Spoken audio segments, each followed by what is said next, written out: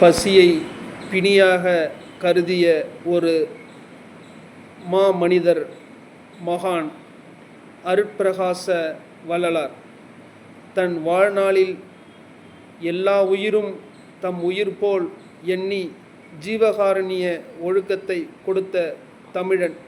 தான் நிறுவிய சாலையை தர்மசாலை என்றே பெயரிட்ட மாமனிதர் ராமலிங்க சுவாமிகள். இவரை பிற்காலத்திலே வள்ளல் பெருமகனார் என்று மக்களால் பெரிதும் போற்றப்பட்டார்.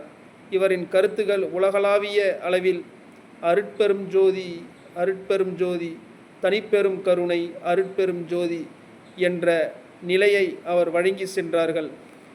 19ஆம் நூற்றாண்டில் கண்ட ஒரு பண்பாளராக வள்ளலார் அவர்களின் கோட்பாடு சமரச சுத்த சன்மார்க்க நெறி என்று பெரிதும் சாதி, சமயம், மதம் கடந்து இவரின் கோட்பாடு வென்ற ஒரு தமிழன்தான் ராமலிங்க அடிகளார் என்று சொல்லக்கூடிய வள்ளலார். நன்றி, வணக்கம்.